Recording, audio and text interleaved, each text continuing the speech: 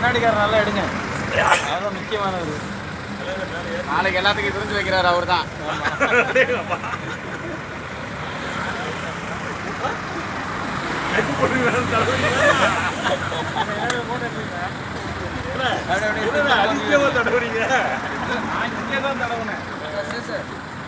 வாங்கண்ணா. அந்த வரேண்ணா. இப்போ சுற்றுறேன், கொஞ்சம் தள்ளிக்காங்க தள்ளிக்காங்க. நல்லா வண்டியை சுற்றுறேன், நல்லா பிடிச்சா போனால் அப்படியே மூணு மட்டும் எடுங்க. நானே எடுங்கண்ணா. அப்படியே கற்பூரத்தை கீழே வேணும், உடைக்கும் போது அப்படியே எடுத்துங்க. கற்பூரத்தை கீழே வைங்க. தேங்காய் கற்பூரத்தில் காட்டுங்க, தேங்காய் கற்பூரத்தில் காட்டுங்க.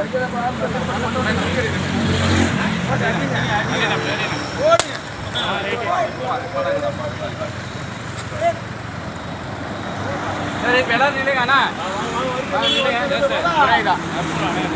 சரி நிற்கிட்டு டைம் ஆயிடுச்சு. நைட்டு பூரா என்ன பண்ண போகிறீங்க? ட்ராவல் தான் பண்ண போகிறோம். இதாகிட்டமா ஒரு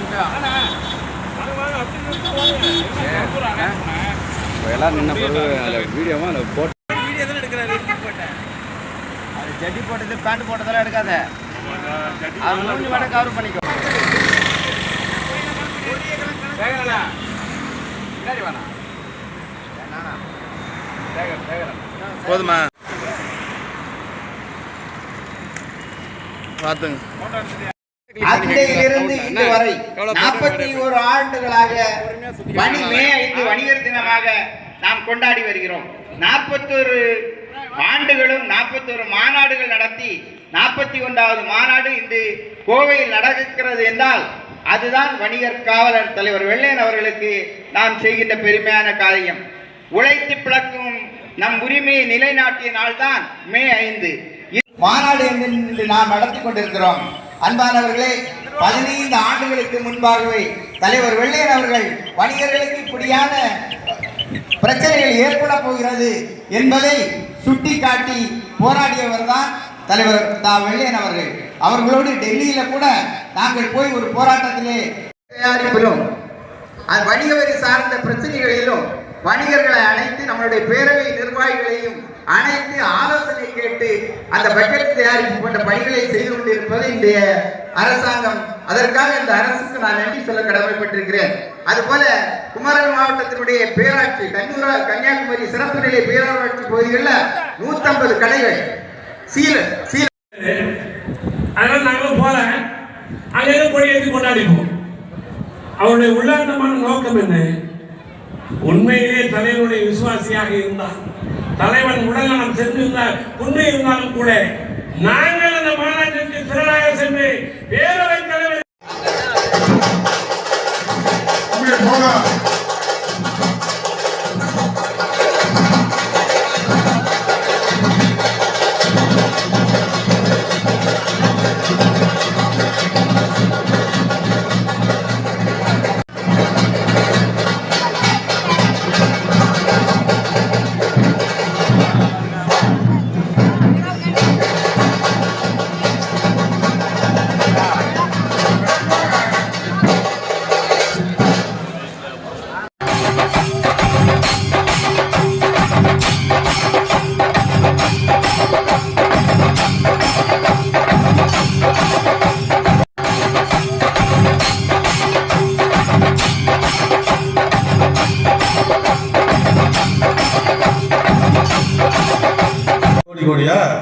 கோடி கோடியா வாங்கி போயிட்டு அவர்கள் அவங்க வீட்டுக்கு கொடுக்குறாரு.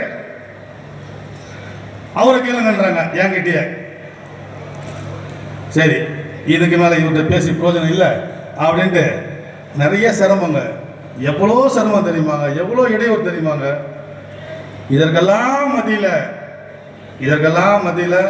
இந்த மாநாடு மிக சிறப்பாக அமைத்து கொடுத்த கொங்கு மண்டல நிர்வாகிகளுக்கு முதல்ல நான் நன்றியை சொல்லிக்கிறேன்.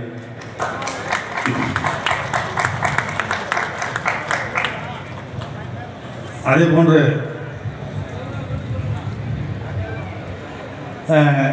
இப்போ பார்த்துக்கிட்டிங்கன்னா இந்த ஜிஎஸ்டியை போட்டு இந்த அரசாங்கம் நம்மளை கொள்றாங்க.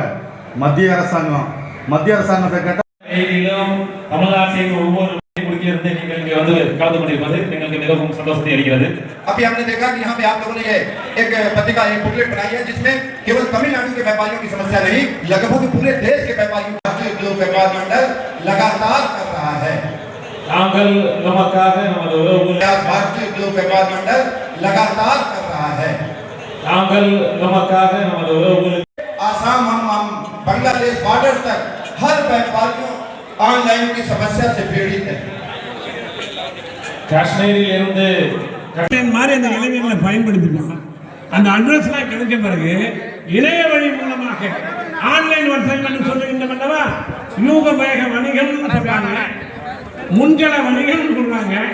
ஆனா இதுதான் ஆபத்து. நீங்க இப்ப கடைகள்லாம் வச்சிருப்பீங்க, சிறு கடைகள்லாம், அது ஃபேன்சி ஸ்டோரா இருக்கலாம், செருப்பு கடையா இருக்கலாம், துணி கடையா இருக்கலாம். இந்த டிசைன் காட்டுங்க, அவர் எடுத்து காட்டுவார். எவ்வளோங்க? 350 ரூபாங்க.